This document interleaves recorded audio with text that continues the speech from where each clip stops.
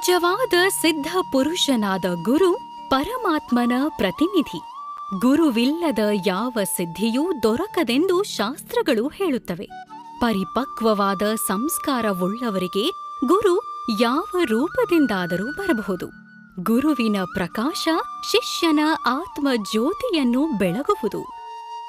ರಾಷ್ಟ್ರಕವಿ ಕುವೆಂಪು ಅವರ ಈ ನುಡಿಗಳು ಶ್ರೀ ಆದಿಚುಂಚನಗಿರಿ ಮಠದ ಪೀಠಾಧ್ಯಕ್ಷರಾದ ಪದ್ಮಭೂಷಣ ಶ್ರೀ ಶ್ರೀ ಡಾಕ್ಟರ್ ಬಾಲಗಂಗಾಧರನಾಥ ಸ್ವಾಮೀಜಿಯವರಿಗೆ ಒಪ್ಪುವಂತಹವು.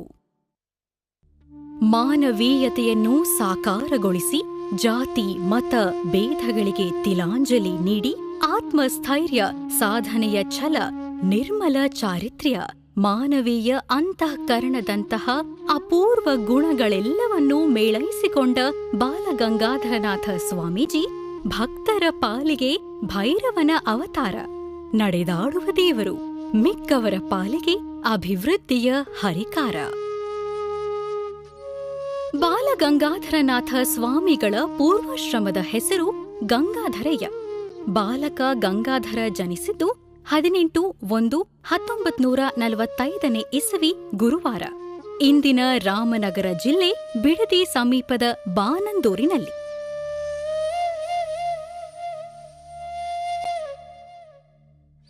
ತಂದೆ ಸುಬೇದಾರ ಮನೆತನದ ಶ್ರೀ ಚಿಕ್ಕಲಿಂಗಪ್ಪ, ತಾಯಿ ಶ್ರೀಮತಿ ಬೋರಮ್ಮ.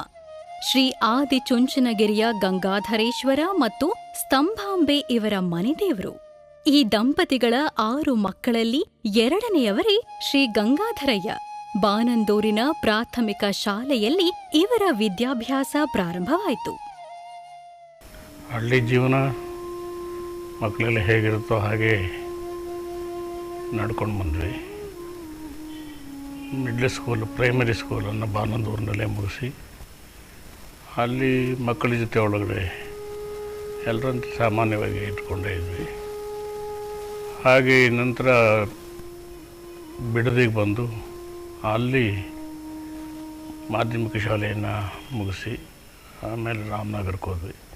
ಹೀಗೆ ಸಾಮಾನ್ಯವಾದ ಹುಡುಗರ ಜೊತೆ ಒಳಗೆ ಇದ್ದುಕೊಂಡು ನಾವು ಒಂದೊಂದು ಸಮಯದಲ್ಲಿ ಭಾವನೆಗಳು, ಅದು ಕೆಲವು ಸಾರಿ ದೇವ್ರ ಕಡೆಗೆ ಹೋದಾಗ ಒಂದು ಕಡೆ ಕೂತ್ಕೊಂಡು, ಒಂದು ಮರದ ಕೆಳಗಡೆ ಕೂತ್ಕೊಂಡು ಅಲ್ಲಿ ಧ್ಯಾನ ಮಾಡ್ತಾ ಕೂತ್ಕೋತಾ ಇದ್ವಿ. ಅದನ್ನು ಯಾರೂ ಹೇಳ್ಕೊಟ್ಟವ್ರಿಲ್ಲ. ಆ ಕಾಲಕ್ಕೆ ಹಳ್ಳಿಗೆ ಬಂದು ಹೇಳೋವಂಥವ್ರು ಯಾರೂ ಇರಲಿಲ್ಲ. ಆದರೂ ಸುಮ್ಮನೆ ಮೌನವಾಗಿ ಕೂತ್ಕೊಳ್ಳೋದು, ದೇವರ ಹೆಸರನ್ನ ಹೇಳ್ಕೊಂಡು ಕೂತ್ಕೊಳ್ಳೋದು, ಹೀಗೆ ಅಲ್ಲಿ ಹಳ್ಳಿನಲ್ಲಿ ಅವರ ಜೊತೆಯಲ್ಲಿ ಕಾಲ ಕಳೆದ್ವಿ. ಇಂತಹ ಭಾವನೆಗಳನ್ನು ಹೊಂದಿದ್ದ ಗಂಗಾಧರ ನಂತರ ವಿವಿಧೋದ್ದೇಶ ಪ್ರೌಢಶಾಲೆಗಳಲ್ಲಿ ಅಧ್ಯಯನ ಮಾಡಿ 1963ರಲ್ಲಿ ಎಸ್ಎಸ್ಎಲ್ಸಿ ಪರೀಕ್ಷೆಯಲ್ಲಿ ಪ್ರಥಮ ಶ್ರೇಣಿಯಲ್ಲಿ ತೇರ್ಗಡೆಯಾದರು. ಪಿಯುಸಿಯ ನಂತರ 1967ರಲ್ಲಿ ರಾಮನಗರದ ಪ್ರೌಢಶಾಲೆಯಲ್ಲಿ ದ್ವಿತೀಯ ದರ್ಜೆಯ ಗುಮಾಸ್ತನಾಗಿ ನೌಕರಿ ಸೇರಿದರು. ಆದರೂ ಓದುವ ಹಂಬಲ ಜಾಸ್ತಿಯಾಗಿ ಕೆಲಸಕ್ಕೆ ರಾಜೀನಾಮೆ ನೀಡಿ ಮುಂದೆ ಬೆಂಗಳೂರಿನ ಸರ್ಕಾರಿ ಕಲಾ ಮತ್ತು ವಿಜ್ಞಾನ ಕಾಲೇಜಿನಲ್ಲಿ ಬಿಎಸ್ಸಿ ಪದವಿ ಪಡೆದರು.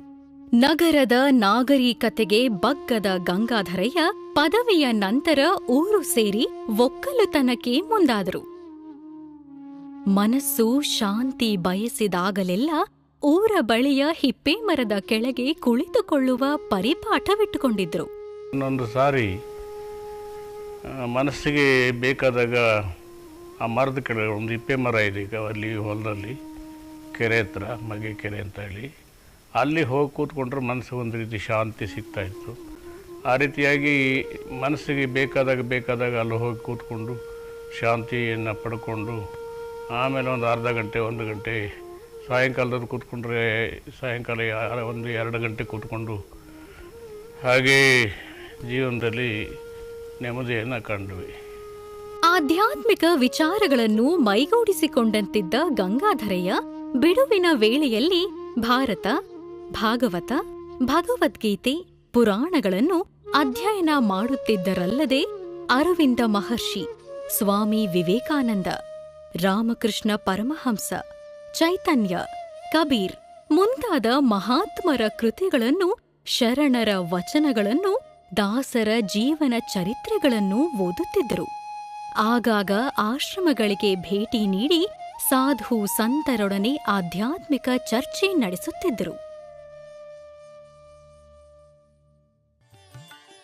ದಯೆ, ಅನುಕಂಪ, ಉಪಕಾರ ಬುದ್ಧಿ, ಲೋಕಸೇವೆ, ಆತ್ಮಚಿಂತನೆ ಮುಂತಾದ ಸದ್ಗುಣಗಳಿಂದ ಕೂಡಿದ್ದ ಶ್ರೀ ಗಂಗಾಧರಯ್ಯನವರನ್ನು ಶ್ರೀ ಆದಿಚುಂಚನಗಿರಿಯ ಕ್ಷೇತ್ರದ 70ನೇ ಗುರುಗಳಾದ ಶ್ರೀ ಶ್ರೀ ರಾಮಾನಂದನಾಥ ಸ್ವಾಮಿಗಳವರು ತಮ್ಮ ಶಿಷ್ಯರನ್ನಾಗಿ ಸ್ವೀಕರಿಸಿದರು. ವಿದ್ಯುಕ್ತವಾಗಿ ದೀಕ್ಷೆ ಕೊಟ್ಟು ಶ್ರೀ ಶ್ರೀ ಬಾಲಗಂಗಾಧರನಾಥ ಸ್ವಾಮಿಗಳೆಂಬ ಸನ್ಯಾಸಾಶ್ರಮದ ಹೆಸರನ್ನಿಟ್ಟರು. ಅನಾರೋಗ್ಯದಿಂದ ಬಳಲುತ್ತಿದ್ದ ಶ್ರೀ ಶ್ರೀ ರಾಮಾನಂದನಾಥ ಸ್ವಾಮಿಗಳು ಶಿವೈಕ್ಯರಾದರು. ಇವರ ಇಚ್ಛೆಯಂತೆ ಶ್ರೀಮಠದ ಜವಾಬ್ದಾರಿಯನ್ನು ಸಮರ್ಥವಾಗಿ ನಿರ್ವಹಿಸಬಲ್ಲ ಶ್ರೀ ಶ್ರೀ ಬಾಲಗಂಗಾಧರನಾಥ ಸ್ವಾಮಿಗಳವರು ಮಠದ ಉತ್ತರಾಧಿಕಾರಿಯಾದರು. ದಿನಾಂಕ 24/9/1974 ಶುಭ ದಿನದಂದು ಶ್ರೀ ಶ್ರೀ ಬಾಲಗಂಗಾಧರನಾಥ ಸ್ವಾಮಿಗಳವರ ಪಟ್ಟಾಭಿಷೇಕ ಅತ್ಯಂತ ವಿಜೃಂಭಣೆಯಿಂದ ನೆರವೇರಿತು. ಶ್ರೀಗಳು ನಾಥ ಪರಂಪರೆಯ 71ನೇ ಪೀಠಾಧಿಪತಿಗಳಾದರು. ದೊಡ್ಡ ಸಮಾಜವೊಂದನ್ನು ಮುನ್ನಡೆಸುವ ಜವಾಬ್ದಾರಿ ಇವರ ಮೇಲೆ ಬಿತ್ತು. ಇದೊಂದು ದೊಡ್ಡ ಸಮಾಜದ ಆಸ್ತಿ, ದೊಡ್ಡ ಸಮಾಜದ ಆಧ್ಯಾತ್ಮಿಕ ಕೇಂದ್ರ. ಇಲ್ಲಿ ನಾನು ಸೇವೆ ಮಾಡಬೇಕು ಅನ್ನೋ ಭಾವನೆ ಅಲ್ಲೂ ಸಹ ಬಂತು. ಆಗ ನಾನು ಪ್ರಾರಂಭ ಮಾಡಲಿಕ್ಕೆ ಒಳ್ಳೆಯ ಸಮಯ ಆಗಿ ಅಂತ ಹೇಳಿ ಅಲ್ಲಿನೇ ಒಂದು ಸ್ವಲ್ಪ ದಿವಸ ಇದ್ದು ಕೈಲಾಸಾಶ್ರಮದಲ್ಲಿ ಅಲ್ಲಿ ಒಂದು 6 ವರ್ಷ ಇದ್ದು ಸಂಸ್ಕೃತ ವೇದಾಂತವನ್ನು ಅಭ್ಯಾಸ ಮಾಡಿ ಆದ್ದರಿಂದ ಅದು ಅಭಿವೃದ್ಧಿ ಮಾಡೋದಕ್ಕೆ ಅಲ್ಲಿಂದ ಟ್ರೈನಿಂಗ್ ಆಗಿ ಬಂದ ಮೇಲೆ ಇನ್ನೂ ಹೆಚ್ಚು ಅಭಿವೃದ್ಧಿ ಮಾಡಲಿಕ್ಕೆ ಆಸೆ ಬಂತು. ಈಗ ಅಭಿವೃದ್ಧಿ ಆಗಿದೆ. ಭಾರತೀಯ ಸನಾತನ ಧರ್ಮವಾದ ಹಿಂದೂ ಧರ್ಮದ ಕಡೆಗೆ ವಿಶ್ವ ಸಮುದಾಯ ನೋಡುವಂತೆ ಮಾಡಿದವರು ಶ್ರೀಗುರುಗಳು. ವಿಶ್ವ ಸಮುದಾಯದ ಯಾವ ಮಾರ್ಗ ತಮಗೆ ಸೂಕ್ತವೆಂದು ಭಾವಿಸುತ್ತದೆಯೋ ಆ ಮಾರ್ಗದಲ್ಲಿ ಸಾಧನೆ ಮಾಡಿ ಮೋಕ್ಷ ಮಾರ್ಗವನ್ನು ಕಂಡುಕೊಳ್ಳಬಹುದೆಂದು ವಿಶ್ವಕ್ಕೆ ಕರೆ ಕೊಟ್ಟವರು. ಮೊದಲ 16 ವರ್ಷಗಳು ಊರೂರು ತಿರುಗಿ ಸಮಾಜದ ಕಷ್ಟ ಕಾರ್ಪಣ್ಯಗಳನ್ನು ಅರಿತು ಅದರಂತೆ ಕಾರ್ಯಯೋಜನೆಗಳನ್ನು ರೂಪಿಸಿದರು. ನಾವು ಬಂದ ಮೇಲೆ ನಮಗೆ ಅನ್ನಿಸ್ತು, ಇದು ಗ್ರಾಮಾಂತರ ಪ್ರದೇಶದಲ್ಲಿ ಇರ್ತಕ್ಕಂಥದ್ದು, ಗ್ರಾಮದ ಜನತೆಯನ್ನು ನಾವು ನೋಡಬೇಕು ಅಂತ ಹೇಳಿ ಒಂದು 15 ವರ್ಷ ಪ್ರತಿ ಹಳ್ಳಿಗೆ ಪ್ರತಿ ಮನೆಗೆ ಹೋಗಿ ಅಲ್ಲಿ ಕಾಣಿಕೆಯನ್ನು ವಸೂಲು ಮಾಡಿ, ಅಲ್ಲಿ ದವಸ ಧಾನ್ಯನ ವಸೂಲು ಮಾಡಿ ಮಠಕ್ಕೆ ಕಳಿಸ್ತಕ್ಕಂಥದ್ದು. ಅಲ್ಲಿ ಸಾಧುಗಳನ್ನ ಬಿಟ್ಟು ಅಲ್ಲಿ ಅವ್ರು ನೋಡ್ಕೊಳ್ಳಿಕ್ಕೆ ಪುರುಷೋತ್ತಮ ಸ್ವಾಮಿ ಅಂತ ಹೇಳಿದರು, ಅವ್ರನ್ನ ನೇಮಿಸಿದ್ವಿ. ಇದ್ದಾರೆ ಅವ್ರೀಗ. ಅವರು ನೋಡ್ಕೊಳ್ತಾ ಇದ್ದಾಗ ನಾವು ಹೊರಗಡೆ ಎಲ್ಲ ಓಡಾಡಿ ಜನಗಳ ಪರಿಚಯ ಮಾಡಿಕೊಂಡು ಏನು ರೈತರಿಗೆ ಸಮಸ್ಯೆ ಇದೆ, ಯಾವ ರೀತಿ ಅವ್ರನ್ನ ಒಳ್ಳೆಯ ಸ್ಥಿತಿಗೆ ತರಬೇಕು, ಅವರಿಗೆ ವಿದ್ಯೆ ಮತ್ತು ಇದು ವ್ಯವಸಾಯ ಇವೆಲ್ಲನೂ ನಾವು ಅವ್ರಿಗೆಲ್ಲ ಬೋಧಿಸ್ಬೇಕು. ಅದನ್ನೆಲ್ಲ ಬೋಧಿಸಿ ಅವ್ರ ಮಕ್ಕಳಿಗೆಲ್ಲ ವಿದ್ಯೆ ಕೊಡಬೇಕು ಅಂತ ಸಂಕಲ್ಪ ಮಾಡಿ ಹಾಸ್ಟೆಲನ್ನು ಸ್ವಲ್ಪ ಅಭಿವೃದ್ಧಿ ಮಾಡಿ 100 ಜನ ಇದ್ದರು, ಅವ್ರನ್ನ 1000 ಜನಕ್ಕೆ ಮಾಡಿ ಅವರಿಗೆ ಎಲ್ಲ ಸಂಸ್ಕಾರಗಳನ್ನು, ಸಂಸ್ಕೃತವನ್ನು ಮತ್ತು ಒಳ್ಳೊಳ್ಳೆಯ ವಿಚಾರಗಳನ್ನು ತಿಳಿಸಿ ಆ ಮಕ್ಕಳು ಸುಸಂಸ್ಕೃತರಾಗುವಾಗ ಮಾಡಿದ್ವಿ. ಅದನ್ನೇ ಅಭಿವೃದ್ಧಿ ಮಾಡಿಕೊಂಡು ವರ್ಷ ಇವತ್ತು ಸುಮಾರು 5000 ಜನ ಫ್ರೀಯಾಗಿ ಊಟ ಮಾಡಿಕೊಂಡು ವಸತಿ ಮಾಡಿಕೊಂಡು ಚೆನ್ನಾಗಿ ಓದ್ತಾ ಇದ್ದಾರೆ. ಒಳ್ಳೆಯ ವಿದ್ಯಾಭ್ಯಾಸ ಬರ್ತದೆ. 100ಕ್ಕೆ 100 ಜನ ಪಾಸಾಗುವಂಥ ಮಟ್ಟದಲ್ಲಿದ್ದಾರೆ ಮತ್ತು ಸಮಾಜಕ್ಕೆ ಒಳ್ಳೆಯ ಸುಸಂಸ್ಕೃತರಾಗಿದ್ದಾರೆ. ಶ್ರೀಗಳು ಪೀಠಾಧಿಪತಿಗಳಾದಾಗ ಹಚ್ಚಿದ ಅನ್ನಪೂರ್ಣೇಶ್ವರಿಯ ಒಲೆ ನಿರಂತರವಾಗಿ ಉರಿಯುತ್ತಲೇ ಇದೆ. ಪ್ರತಿನಿತ್ಯ ಸಾವಿರಾರು ಮಂದಿ ಭೈರವನ ಪ್ರಸಾದ ಮಾಡಿ ಶ್ರೀಗಳ ಸ್ಮರಣೆ ಮಾಡುತ್ತಾ ಹಿಂತಿರುಗುತ್ತಿದ್ದಾರೆ. ಸುಮಾರು 10,000 ಮಂದಿ ಬಡ ವಿದ್ಯಾರ್ಥಿಗಳಿಗೆ ಪ್ರತಿನಿತ್ಯ ಉಚಿತ ಊಟದ ವ್ಯವಸ್ಥೆ ಮಾಡಿ ಅವರ ಪಾಲಿಗೆ ಅನ್ನದಾನಿ ಭೈರವರಾಗಿದ್ದಾರೆ ಶ್ರೀಗಳು.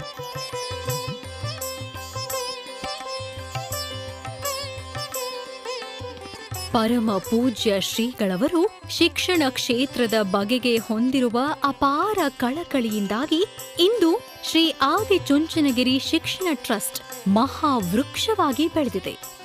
ಪೂಜ್ಯರು ಕೇವಲ 3.5 ದಶಕಗಳಲ್ಲಿ ನಾಡಿನಾದ್ಯಂತ ತೆರೆದಿರುವ 450ಕ್ಕೂ ಹೆಚ್ಚು ಶಾಲಾ ಕಾಲೇಜುಗಳನ್ನು ಒಳಗೊಂಡ ಈ ಮಹಾವೃಕ್ಷದ ಬಿಳಲುಗಳ ನೆರಳಿನಲ್ಲಿ ಆಶ್ರಯ ಪಡೆದ ಅಸಂಖ್ಯಾತ ವಿದ್ಯಾರ್ಥಿಗಳು ತಮ್ಮ ಬಾಳಿನಲ್ಲಿ ಬೆಳಕನ್ನು ಕಂಡಿದ್ದಾರೆ.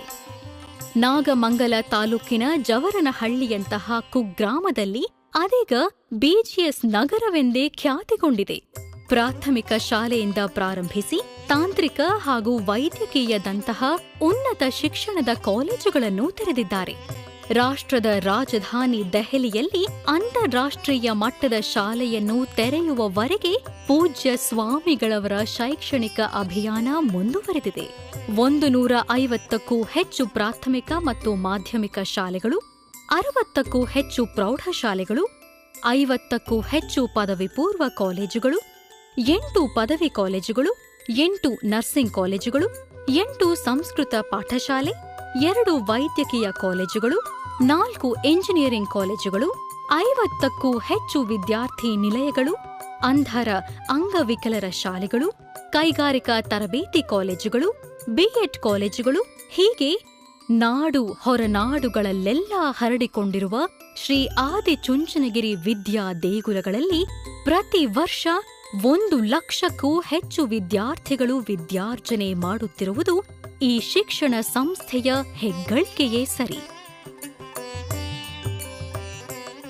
ವಿದ್ಯೆಯ ಜೊತೆಗೆ ಊಟ, ವಸತಿ ವ್ಯವಸ್ಥೆಯನ್ನು ಕಲ್ಪಿಸಿಕೊಟ್ಟು ಬಡ ಮಕ್ಕಳ ಕಣ್ಗಳಲ್ಲಿ ಬೆಳಕನ್ನು ಮೂಡಿಸಿರುವ ಪೂಜ್ಯ ಸ್ವಾಮೀಜಿಯವರು ಶಾಲೆಗಳಿಲ್ಲದ ಕುಗ್ರಾಮಗಳಲ್ಲೆಲ್ಲ ಶಾಲಾ ಕಾಲೇಜುಗಳನ್ನು ತೆರೆದುದರ ಫಲವಾಗಿ ಅಕ್ಷರ ಜಗತ್ತಿನಿಂದ ಹೊರಗೆ ಉಳಿದು ಹೋಗಿದ್ದ ಅಸಂಖ್ಯಾತ ಬಡ ಗ್ರಾಮೀಣ ಮಕ್ಕಳು ತಮ್ಮ ಭವಿಷ್ಯವನ್ನು ರೂಪಿಸಿಕೊಳ್ಳುವಂತಾಗಿದೆ. ಕೆಲವು ವರ್ಷಗಳ ಹಿಂದೆ ಆದಿಚುಂಚನಗಿರಿಯ ಸುತ್ತಮುತ್ತಲ ಗ್ರಾಮೀಣ ಬಡ ಜನರು ಯಾವುದೇ ರೋಗ ಬಾಧೆಗೆ ತುತ್ತಾದರೆ ತುರ್ತು ಚಿಕಿತ್ಸೆಯೂ ದೊರಕದೆ 100 ಕಿಲೋಮೀಟರ್ ದೂರದಲ್ಲಿರುವ ನಗರ ಆಸ್ಪತ್ರೆಗಳಿಗೆ ಹೋಗಲು ಅಗತ್ಯ ಸೌಕರ್ಯಗಳು ಇಲ್ಲದೆ ಪ್ರಾಣವನ್ನೇ ಕಳೆದುಕೊಳ್ಳಬೇಕಾದ ಪರಿಸ್ಥಿತಿಯಿತ್ತು. ಇದನ್ನು ಅರಿತ ಸ್ವಾಮೀಜಿಯವರು ಸುತ್ತಣ 100 ಕಿಲೋಮೀಟರ್ ಪ್ರದೇಶಗಳಿಗೆ ಕೇಂದ್ರವಾಗಿರುವ ಜವರನಹಳ್ಳಿ, ಈಗಿನ ಬಿಜಿಎಸ್ ನಗರ ಪ್ರದೇಶದಲ್ಲಿ 1,000 ಹಾಸಿಗೆಗಳನ್ನುಳ್ಳ ಉತ್ತಮವಾದ ಸಕಲ ಸೌಕರ್ಯಗಳಿಂದ ಕೂಡಿದ ಸುಸಜ್ಜಿತ ಆಸ್ಪತ್ರೆಯನ್ನು ತೆರೆದಿದ್ದಾರೆ. 10 ವಿಶೇಷಗಳನ್ನೊಳಗೊಂಡಿರುವ ಈ ಆಸ್ಪತ್ರೆ ಗ್ರಾಮೀಣ ಪ್ರದೇಶದ ಬಡ ಜನತೆಯ ಆರೋಗ್ಯ ರಕ್ಷಣೆಯಲ್ಲಿ ಪ್ರಮುಖ ಪಾತ್ರ ವಹಿಸುತ್ತಿದೆ. ಮಂಡ್ಯ, ರಾಮನಗರ, ಮೈಸೂರು ಹಾಗೂ ಬೆಂಗಳೂರುಗಳಲ್ಲಿಯೂ ಅತ್ಯಾಧುನಿಕ ತಂತ್ರಜ್ಞಾನದಿಂದ ಕೂಡಿರುವ ಆಸ್ಪತ್ರೆಗಳನ್ನು ತೆರೆದಿದ್ದಾರೆ. ಈ ಆಸ್ಪತ್ರೆಗಳ ಮೂಲಕ ಬಡ ಜನತೆಯೇ ಹೆಚ್ಚು ಇರುವ ಪ್ರದೇಶಗಳಲ್ಲಿ ನೇತ್ರ ಚಿಕಿತ್ಸಾ ಶಿಬಿರಗಳು, ರಕ್ತದಾನ ಶಿಬಿರಗಳು, ಕ್ಯಾನ್ಸರ್ ತಪಾಸಣಾ ಶಿಬಿರಗಳು ಮುಂತಾದ 10 ಹಲವು ರೋಗ ತಪಾಸಣಾ ಶಿಬಿರಗಳನ್ನು ಏರ್ಪಡಿಸಿ ಉಚಿತ ಚಿಕಿತ್ಸೆಯನ್ನು, ಉಚಿತ ಔಷಧೋಪಚಾರಗಳನ್ನು ನೀಡುತ್ತಿರುವುದು ಪೂಜ್ಯ ಸ್ವಾಮೀಜಿಯವರ ಸಾಮಾಜಿಕ ಕಳಕಳಿಗೆ ಸಾಕ್ಷಿಯಾಗಿದೆ. ಬಿಜಿಎಸ್ ಅಪೋಲೋ ಆಸ್ಪತ್ರೆ, ಬಿಜಿಎಸ್ ಗ್ಲೋಬಲ್ ಸೂಪರ್ ಸ್ಪೆಷಾಲಿಟಿ ಆಸ್ಪತ್ರೆ, ಬಿಜಿಎಸ್ ಹೃದಯ ಆಸ್ಪತ್ರೆ ಹಾಗೂ ಬಿಜಿಎಸ್ ಹೆದ್ದಾರಿ ಅತ್ಯಾಧುನಿಕ ಜೀವರಕ್ಷಕ ವಾಹನ ಮುಂತಾದ ಸೌಲಭ್ಯಗಳನ್ನು ನಾಡಿನ ಜನತೆಗೆ ನೀಡಿ ಉಪಕೃತರಾಗಿದ್ದಾರೆ. 5 ಕೋಟಿ ಜನಗಳಿಗೆ ಒಂದೊಂದರಂತೆ 5 ಕೋಟಿ ಗಿಡ ನೆಡಬೇಕು ಅಂತ ಹೇಳಿ 5 ಕೋಟಿ ಗಿಡಗಳನ್ನು ಈಗ ನಾವು ನೆಟ್ಟಿದ್ದೇವೆ. ಸುಮಾರು ಎಲ್ಲ ಸ್ವಾಮಿಗಳನ್ನು ಸೇರಿಸಿ ವನಸಂವರ್ಧನಾ ಟ್ರಸ್ಟ್ ಅಂತ ಮಾಡಿ ಆಯಾ ಪ್ರಾಂತ್ಯಗಳಲ್ಲಿ ನಾವು ಹೋಗಿ ಅವ್ರ ಜೊತೆಯೊಳಗೆ ಸೇರಿಕೊಂಡು ಗಿಡಗಳನ್ನೆಲ್ಲ ನೆಟ್ಟು ನೀರು ಹಾಕೋದಕ್ಕೆ 40-50 ಟ್ರ್ಯಾಕ್ಟರ್ಗಳನ್ನು ಕೊಂಡುಕೊಂಡು ಅವುಗಳಲ್ಲಿ ನೀರನ್ನು ಹಾಕೋದು ರಸ್ತೆ ಬದಿಯಲ್ಲಿ. ಹೀಗೆ ಎಲ್ಲ ಪ್ರಯತ್ನಗಳನ್ನು ಮಾಡಿ ನಾವು ಸುಮಾರು 5 ಕೋಟಿ ಗಿಡನ ನೆಟ್ವಿ. ಪರಿಸರ ಪ್ರೇಮಿಗಳಾದ ಶ್ರೀ ಬಾಲಗಂಗಾಧರನಾಥ ಸ್ವಾಮಿಗಳು ಪರಿಸರವನ್ನು ಸಂರಕ್ಷಿಸಿ ಸಂವರ್ಧಿಸುವ ಸಲುವಾಗಿ ತಮ್ಮ ನೇತೃತ್ವದಲ್ಲಿ ರಾಜ್ಯದ ಎಲ್ಲಾ ಧರ್ಮ ಗುರುಗಳನ್ನು ಒಳಗೊಂಡ ಕರ್ನಾಟಕ ವನ ಸಂವರ್ಧನಾ ಟ್ರಸ್ಟ್ ಅನ್ನು ರಚಿಸಿದ್ದಾರೆ. ಅದರ ಮೂಲಕ 5 ಕೋಟಿ ಬಹುಪಯೋಗಿ ಸಸಿಗಳನ್ನು ನೆಟ್ಟು ಬೆಳೆಸಿ ಸಮಾಜಕ್ಕೆ ಉಚಿತವಾಗಿ ಅರ್ಪಿಸುವ ಕಾರ್ಯದಲ್ಲಿ ಯಶಸ್ವಿಯಾಗಿ ತನ್ಮೂಲಕ ಜನರಲ್ಲಿ ಪರಿಸರದ ಬಗೆಗೆ ಕಾಳಜಿಯನ್ನು, ಜಾಗೃತಿಯನ್ನು ಮೂಡಿಸುತ್ತಿದ್ದಾರೆ. ಜನಜಾಗೃತಿ ಶಿಬಿರಗಳು ಇದು ಸ್ವಾಮೀಜಿ ಅವರ ದೂರದೃಷ್ಟಿಯ ಸೃಷ್ಟಿ. ಗ್ರಾಮೀಣ ಪ್ರದೇಶದ ಯುವ ಜನತೆಯನ್ನು ಗಮನದಲ್ಲಿಟ್ಟುಕೊಂಡು ಆರಂಭಿಸಿದ ಶಿಬಿರಗಳಿವು. ಅವಕಾಶ ವಂಚಿತರಾಗಿ ಮೂಢನಂಬಿಕೆಯ ಸಂಕೋಲೆಯಲ್ಲಿ ಮುದುಡಿದ್ದ ಯುವ ಪೀಳಿಗೆಗೆ ಅವಕಾಶ ಕಲ್ಪಿಸಿ ಅವರನ್ನು ಹೊಸ ಜಗತ್ತಿಗೆ ತೆರೆದುಕೊಳ್ಳುವಂತೆ ಮಾಡಲು ಅವರು ಪಟ್ಟ ಶ್ರಮ ಅಷ್ಟಿಷ್ಟಲ್ಲ. ಯುವಶಕ್ತಿ ರಾಷ್ಟ್ರಶಕ್ತಿ ಅಂತ ಹೇಳ್ತಾರೆ. ಆದ್ದರಿಂದ ತಡೆಕ್ಕೆ ಆಗದೇ ಇರುವಷ್ಟು ಅದಮ್ಯವಾಗಿರ್ತಕ್ಕಂಥ ಶಕ್ತಿ ಅವರಿಗಿದೆ. ಅದನ್ನು ಹಾಗೇ ಬಿಟ್ಟರೆ ವ್ಯರ್ಥ ಆಗ್ತದೆ. ಅವ್ರನ್ನ ಯಾವುದಾದ್ರೂ ಈ ರೀತಿ ದೇಶ ಸೇವೆಗೋ, ಈಷ್ಟ ಸೇವೆಗೋ, ಜನಸೇವೆಗೋ ನಾವು ತೊಡಗಿಸ್ಕೋಬೇಕು. ಆದರೆ ತೊಡಗಿಸೋರು ಯಾರು ಇವತ್ತು ಅನ್ನೋದೇ ದೊಡ್ಡ ವಿಚಾರ. ತಮ್ಮ ಮಕ್ಕಳಿಗೆ ತಾವು ಒಂದು ಗ್ಲಾಸ್ ನೀರು ತಗೋಬಾ ಅಂತ ಹೇಳೋವಷ್ಟು ಧೈರ್ಯ ಇಲ್ಲ. ಅಷ್ಟು ಮಕ್ಕಳು ಮನಸ್ಸನ್ನು ಕೆಡಿಸ್ಕೊಂಡಿದ್ದಾರೆ. ಯಾರು ತಂದೆ ತಾಯಿಗಳ ಮಾತು ಕೇಳ್ತಾ ಇಲ್ಲ. ಮನೆಗಳಲ್ಲಿ ಅವರು ವ್ಯವಸ್ಥಿತವಾಗಿ ಒಳ್ಳೆಯ ಭಾವನೆಗಳಿಂದ ಇರ್ತಾ ಇಲ್ಲ. ಅವರ ಮನಸ್ಸಿನ ಮನೆಯ ಮತ್ತು ಸಂಸ್ಕೃತಿಯ ವಿಚಾರಗಳನ್ನು ಬಿಟ್ಟು ಹೋಗುವಂಥ ಪರಿಸ್ಥಿತಿ ಇದೆ. ಆದ್ದರಿಂದ ಅವರಿಗೆ ನಾವು ಏನೇನು ಸಮಾಧಾನ ಹೇಳಬೇಕು, ಅವ್ರಿಗೇನೇನು ಉಪದೇಶ ಮಾಡ್ಬೋದು, ಅವ್ರಿಗೆ ಯಾವ ರೀತಿ ಟ್ರೈನಿಂಗ್ ಕೊಡ್ಬೋದು ಅಂಥದ್ದೆಲ್ಲ ಮಾಡ್ಕೊಂಡು ಬಂದಿದ್ದೀವಿ ನಾವು. ಆಯಾ ಹಳ್ಳಿಗೆ ಹೋಗಿ ಅವ್ರಿಗೆ ಬುದ್ಧಿ ಹೇಳಿ, ಅವರು ಇವ್ರ ಜೊತೆಯೊಳಗೆ ಕೂತ್ಕೊಂಡು ನಾವು ಅವ್ರ ಜೊತೆ ಕೂತ್ಕೊಂಡು ಊಟ ಮಾಡಿ ನೋಡಿ ಭಾವನೆ ಈಗಿರಬೇಕು ಬದುಕಿಗೆ ಅಂತ ಹೇಳಿ ಅವರಿಗೆಲ್ಲ ಹೇಳಿ ಅಂಥ ಅನೇಕ ಸಮಸ್ಯೆಗಳನ್ನು ಬಿಡಿಸಿದ್ದೀವಿ. ಆ ರೀತಿ ಯುವಶಕ್ತಿಯನ್ನು ನಾವು ಬಳಸ್ಕೊಳ್ಬೇಕು. ಆದ್ದರಿಂದ ಹೀಗೆ ಯುವಶಕ್ತಿಯನ್ನು ಅವರ ಆಧ್ಯಾತ್ಮಿಕದ ಕಡೆಗೆ ಅವ್ರನ್ನ ಕರ್ಕೊಂಡೋದ್ರೆ ಅದರಲ್ಲಿ ಅವ್ರ ಶಕ್ತಿಯನ್ನು ತೋರಿಸ್ತಾರೆ. ಹಾಗೆ ಸ್ವಾಮಿ ವಿವೇಕಾನಂದರಾಗ್ಬೋದು, ರಾಮಕೃಷ್ಣ ಪರಮಹಂಸರಾಗ್ಬೋದು, ಹೀಗೆ ಅನೇಕ ಜನ ಆ ಮಾರ್ಗದಲ್ಲಿ ಹೋಗಿ ಇವರಿಗೆ ಮಾರ್ಗದರ್ಶಕರಾಗಿದ್ದಾರೆ. ಆದ್ದರಿಂದ ಆ ಒಂದು ಪರಂಪರೆಯನ್ನು ನಾವು ಬೆಳೆಸ್ಕೊಂಡು ಬರ್ತಾ ಇದ್ದೀವಿ. ಯುವ ಜನರ ಮಾನಸಿಕ ಆರೋಗ್ಯ ಮತ್ತು ಸ್ವಾಸ್ಥ್ಯಗಳು ಉತ್ತಮವಾಗಿದ್ದಾಗ ಮಾತ್ರ ಉತ್ತಮ ಸಮಾಜದ ನಿರ್ಮಾಣ ಸಾಧ್ಯವಾಗುತ್ತದೆ ಎಂಬುದನ್ನರಿತ ಸ್ವಾಮಿಗಳು ಯುವಕ ಯುವತಿಯರನ್ನು ಧಾರ್ಮಿಕವಾಗಿ, ಸಾಮಾಜಿಕವಾಗಿ ಹಾಗೂ ಸಾಂಸ್ಕೃತಿಕವಾಗಿ ಜಾಗೃತಿಗೊಳಿಸಿ ಅವರಲ್ಲಿ ಆತ್ಮಸ್ಥೈರ್ಯವನ್ನು ತುಂಬಿ ಸ್ವಾವಲಂಬಿಗಳನ್ನಾಗಿ ರೂಪಿಸಲು ಅನೇಕ ತರಬೇತಿ ಶಿಬಿರಗಳನ್ನು, ಉಪನ್ಯಾಸಗಳನ್ನು ಏರ್ಪಡಿಸುತ್ತಾ ಬಂದಿದ್ದಾರೆ. ಹಳ್ಳಿಗಳ ಉದ್ಧಾರವಾದರೆ ಮಾತ್ರ ದೇಶದ ಉದ್ಧಾರ ಸಾಧ್ಯ ಎಂಬ ತತ್ವದ ಪ್ರತಿಪಾದಕರಾಗಿ ಅದರಂತೆ ಹಳ್ಳಿಗಳ ಏಳಿಗೆಗೆ ಆದ್ಯತೆ ನೀಡಿದ ಮಹಾನ್ ಚಿಂತಕ. ಹಳ್ಳಿಗಳಲ್ಲಿ ಕುಡಿಯುವ ನೀರಿನ ಬವಣೆ ಅರಿತ ಗುರುಗಳು ಚುಂಚನಗಿರಿ ಗಂಗಾ ಎಂಬ ಹೆಸರಿನ ಯೋಜನೆಯ ಮೂಲಕ ಕುಡಿಯುವ ಶುದ್ಧ ನೀರನ್ನು ಒದಗಿಸಲು ಸಂಕಲ್ಪಿಸಿರುವುದು ಜನತೆಯ ಭಾಗ್ಯವೇ ಸರಿ. ಪ್ರತಿ ವರ್ಷ ಸಾವಿರಾರು ಬಡ ಜನತೆಗೆ, ಮಕ್ಕಳಿಗೆ ಬಟ್ಟೆಯನ್ನು, ರೈತರಿಗೆ ಕೃಷಿ ಸಲಕರಣೆಗಳನ್ನು, ಅಂಗವಿಕಲರಿಗೆ ಗಾಲಿ ಕುರ್ಚಿಗಳನ್ನು, ಕೃತಕ ಕಾಲುಗಳನ್ನು ವಿತರಿಸುತ್ತಿದ್ದಾರೆ. ಗ್ರಾಮೀಣ ಪ್ರದೇಶದ ಬಡ ಜನತೆಗೆ ಕುಲಕಸುಬಿನ ಪರಿಕರಗಳನ್ನು ವಿತರಿಸುವ ಮೂಲಕ ಅವರ ಜೀವನ ನಿರ್ವಹಣೆಗೆ ನೆರವಾಗುತ್ತಾ ಬಂದಿದ್ದಾರೆ. ದೀನದಲಿತರು, ನಿರಾಶ್ರಿತರು, ಅಂಗವಿಕಲರು, ಅನಕ್ಷರಸ್ಥರು, ರೋಗಿಗಳು ಮೊದಲಾದ ನಿರ್ಲಕ್ಷಿತರ ಬಗೆಗೆ ಆಹಾರ ನಿದ್ರೆಗಳ ಪರಿವೆ ಇಲ್ಲದೆ ಶ್ರಮಿಸುತ್ತಿರುವ ಪೂಜ್ಯರು ಅನಾಥಾಲಯಗಳು, ವೃದ್ಧಾಶ್ರಮಗಳು, ಮಹಿಳಾ ಸೇವಾಶ್ರಮಗಳನ್ನು ಸ್ಥಾಪಿಸಿ ಅವರೆಲ್ಲರ ಬಾಳಿಗೆ ಆಶ್ರಯ ನೀಡಿದ ಕರುಣಾಮಯಿ. ಈ ನಾಡಿನ ಮಾದರಿ ಶಾಲೆಗಳಲ್ಲಿ ಒಂದಾಗಿದೆ ರಾಮನಗರದ ಬಳಿಯ ಈ ಅಂಧರ ಶಾಲೆ.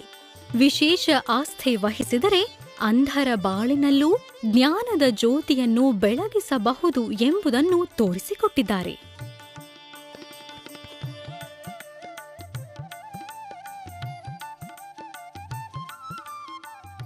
ನಿರುದ್ಯೋಗಿ ಮತ್ತು ನಿರ್ಗತಿಕ ಮಹಿಳೆಯರಿಗೆ ಹೊಲಿಗೆ ಯಂತ್ರಗಳನ್ನು, ಕಂಪ್ಯೂಟರ್ಗಳನ್ನು ವಿತರಿಸಿ ತರಬೇತಿ ಕೊಡಿಸುವುದಲ್ಲದೆ ಅವರ ಮನಸ್ಸಿನ ತುಡಿತ ಮಿಡಿತಗಳನ್ನು ಅರಿತು ಅವರಿಗೆ ಬೇಕಾದುದನ್ನೆಲ್ಲ ಒದಗಿಸಿದ್ದಾರೆ.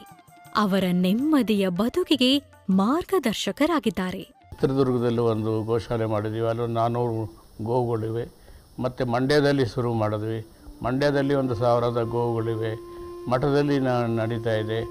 ಬ್ರಾಂಚ್ ಮಠಗಳು ಒಂದು 20 ಇವೆ. ಅಲ್ಲೆಲ್ಲ ಒಂದೊಂದು 50, 20, 30 ಗೋವುಗಳನ್ನು ಸಾಕಿಕೊಂಡು ಹೀಗೆ ಸುಮಾರು 2-3 ಸಾವಿರ ಗೋವುಗಳಿಗೆ ರಕ್ಷಣೆ ಕೊಟ್ಟುಕೊಂಡು ಅದನ್ನು ಸಮಾಧಾನ ಮಾಡಿಕೊಂಡಿದ್ದೇವೆ. ರೈತರ ಪಾಲಿಗೆ ಕಾಮಧೇನು ಎನಿಸಿದ ಗೋವುಗಳ ಸ್ಥಿತಿ ಇಂದು ಶೋಚನೀಯವಾಗಿದೆ. ಸಾವಿರಾರು ಅನಾಥ ಗೋವುಗಳನ್ನು ಸಾಕಿ ಸಂರಕ್ಷಿಸುವ ಸಲುವಾಗಿ ಗೋಶಾಲೆಗಳನ್ನು ತೆರೆದು ಪೋಷಣೆ ಮಾಡುತ್ತಿರುವುದು ಸ್ವಾಮೀಜಿ ಅವರ ಪ್ರಾಣಿ ದಯೆಯನ್ನು, ಮಾನವೀಯತೆಯನ್ನು ಎತ್ತಿ ತೋರಿಸುತ್ತದೆ. ರಾಜ್ಯಾದ್ಯಂತ ಶಾಖಾ ಮಠಗಳನ್ನು ತೆರೆದು ಆ ಮೂಲಕ ಆಯಾ ಭಾಗದ ಜನರ ಆಶೋತ್ತರಗಳನ್ನು ಈಡೇರಿಸುವ ಕಾರ್ಯದಲ್ಲಿ ಸ್ವಾಮೀಜಿಗಳು ಅಗ್ರರೆನಿಸಿದ್ದಾರೆ. ಆಧ್ಯಾತ್ಮದ ಜೊತೆಗೆ ಶಿಕ್ಷಣ, ಆರೋಗ್ಯ, ನೈರ್ಮಲ್ಯ ಮುಂತಾದ ಸಾಮಾಜಿಕ ಕಾರ್ಯಗಳೇ ಅಲ್ಲದೆ ಸಾಂಸ್ಕೃತಿಕ ಚಟುವಟಿಕೆಗಳನ್ನು ಪ್ರೋತ್ಸಾಹಿಸುತ್ತಿವೆ. ಇವೆಲ್ಲವೂ ಸ್ವಾಮೀಜಿ ಅವರ ದೂರದರ್ಶಿತ್ವ ಮತ್ತು ಸಮಾಜ ಸೇವೆಯ ನಿದರ್ಶನಗಳು. ಧಾರ್ಮಿಕ ಆಚರಣೆಗೆ ಅನುಕೂಲವಾಗುವಂತೆ ಆದಿಚುಂಚನಗಿರಿಯಲ್ಲಿ ಹಲವಾರು ದೇವಾಲಯಗಳಿದ್ದು ಅನಾದಿ ಕಾಲದಿಂದಲೂ ಪ್ರತಿನಿತ್ಯ ಪೂಜಾ ವಿಧಿಗಳು ಜರುಗುತ್ತಾ ಬಂದಿವೆ.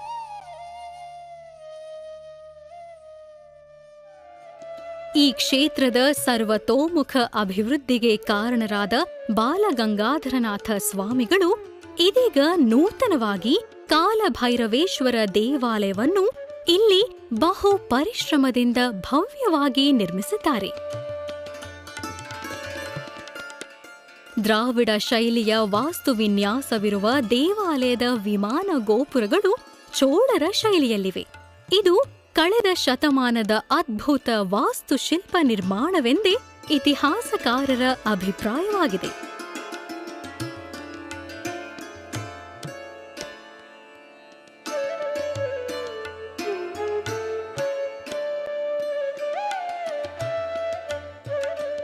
ಕಲೆ, ಸಾಹಿತ್ಯ, ಸಂಸ್ಕೃತಿ ಮುಂತಾದ ಚಟುವಟಿಕೆಗಳಿಗೆ ಇವರು ನೀಡುವ ಪ್ರೋತ್ಸಾಹ, ತೋರುವ ಕಳಕಳಿ ಅಪೂರ್ವ ಮತ್ತು ಅನನ್ಯ.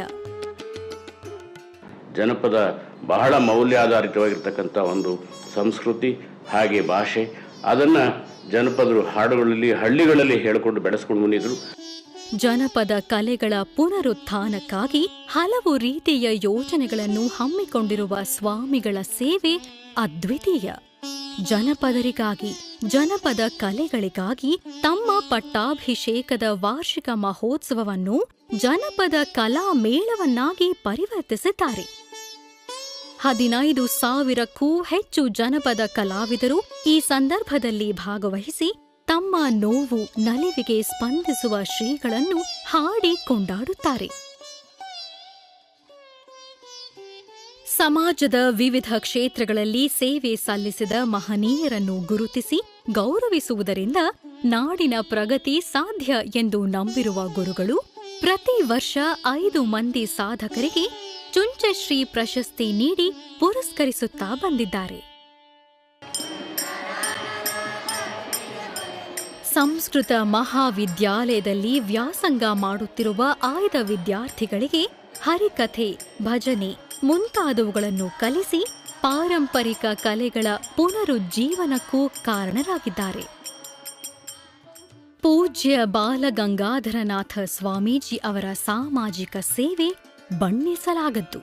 ಪವಾಡ ಸದೃಶ ಶಕ್ತಿಯಿಂದ ಮಾಡಿದ ಸಾಧನೆಗಳನ್ನು ನಾಡಿನ ಧಾರ್ಮಿಕ ಗುರುಗಳು, ರಾಜ್ಯದ, ರಾಷ್ಟ್ರದ ಗಣ್ಯ ವ್ಯಕ್ತಿಗಳು ಮುಕ್ತ ಕಂಠದಿಂದ ಪ್ರಶಂಸಿಸಿದ್ದಾರೆ, ಅಭಿನಂದಿಸಿದ್ದಾರೆ. ನಾಡಿನ ಸರ್ವಾಂಗೀಣ ಅಭಿವೃದ್ಧಿಗಾಗಿ ಹಾಗೂ ಜನತೆಯ ಸಾಮಾಜಿಕ ಮತ್ತು ಸಾಂಸ್ಕೃತಿಕ ಏಳಿಗೆಗಾಗಿ ಅನುಪಮ ಸೇವೆ ಸಲ್ಲಿಸುತ್ತಿರುವ ಶ್ರೀ ಬಾಲಗಂಗಾಧರನಾಥ ಸ್ವಾಮಿಗಳಿಗೆ ರಾಜ್ಯ ಹಾಗೂ ದೇಶ ವಿದೇಶಗಳ ಹಲವಾರು ಪ್ರಶಸ್ತಿಗಳು, ಬಿರುದುಗಳು ಸಂದಿವೆ. ಅಮೆರಿಕಾದ international Vedic Hindu university, Rajiv Gandhi ಆರೋಗ್ಯ ವಿಜ್ಞಾನಗಳ ವಿಶ್ವವಿದ್ಯಾಲಯ ಹಾಗೂ ಬೆಂಗಳೂರು ವಿಶ್ವವಿದ್ಯಾಲಯಗಳು ಗೌರವ ಡಾಕ್ಟರೇಟ್ ಪದವಿಗಳನ್ನು ನೀಡಿ ಗೌರವಿಸಿವೆ. ಭಾರತ ಸರ್ಕಾರ ಪದ್ಮಭೂಷಣ ಪ್ರಶಸ್ತಿಯನ್ನು ನೀಡಿ ಪುರಸ್ಕರಿಸಿದೆ. ಧಾರ್ಮಿಕ ಕೇಂದ್ರವಾಗಿದ್ದ ಆದಿಚುಂಚನಗಿರಿ ಮಠ ಇಂದು ಜಗತ್ತೇ ನಿಬ್ಬೆರಗಾಗುವಂತೆ ಬದಲಾಗಿದೆ. ಪ್ರಮುಖ ಶೈಕ್ಷಣಿಕ ಮತ್ತು ಸಾಂಸ್ಕೃತಿಕ ಕೇಂದ್ರವಾಗಿ ಬಾನೆತ್ತರಕ್ಕೆ ಬೆಳೆದು ನಿಂತಿದೆ. ಸನಾತನ ಧರ್ಮ ಸಂಸ್ಕೃತಿಯೊಂದಿಗೆ ಆಧುನಿಕತೆ ಮಿಳಿತಗೊಂಡಿದೆ. ಜಗದ್ಗುರು ಬಾಲಗಂಗಾಧರನಾಥ ಸ್ವಾಮೀಜಿ ಅವರ ಅಸಾಧಾರಣವಾದ ದೂರದೃಷ್ಟಿ ಮತ್ತು ದಿವ್ಯ ಶಕ್ತಿಯ ಫಲದಿಂದ ಸರ್ವ ಜನಾಂಗದ ಶಾಂತಿಯ ತೋಟವಾಗಿದೆ.